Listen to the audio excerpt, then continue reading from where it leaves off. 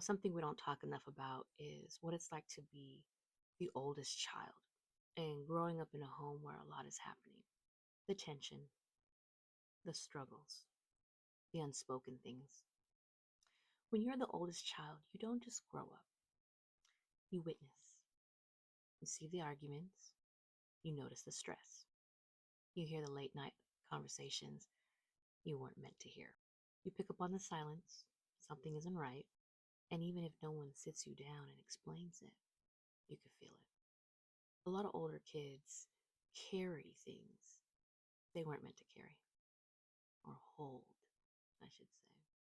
You become the one that watches over your younger siblings, the one who translates chaos into calmness, the one that tries to be the strong one, even when you're a kid yourself. And that kind of pressure can settle deep. It can turn into anxiety, it can turn into overthinking, it can turn into depression.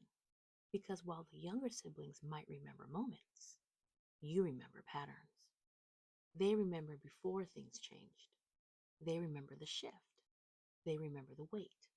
And sometimes they feel like they're not allowed to fall apart.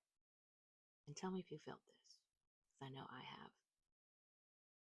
If I break, who's going to hold it together? So they keep showing up. They keep helping. They keep achieving. They keep pushing. But inside, they might be exhausted. They may feel invisible.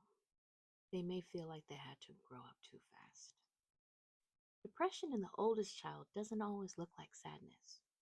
Sometimes it looks like being overly responsible. Sometimes it looks like perfectionism. Sometimes it looks like shutting down because they learned early that their feelings had to come second. And here's the part I want someone to hear today. Just because you were the strong one doesn't mean that you didn't need support too. You were a child witnessing adult situations.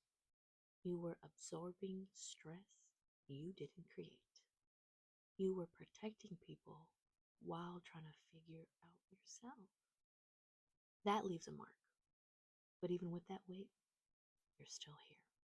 You're still showing up, still loving, still trying, still healing. And maybe now, for the first time, it's your turn to be taken care of, to acknowledge what you carried, to name what you felt, to give yourself permission to not have to be strong all the time. Because strength isn't pretending you're okay. Because strength is allowing yourself to heal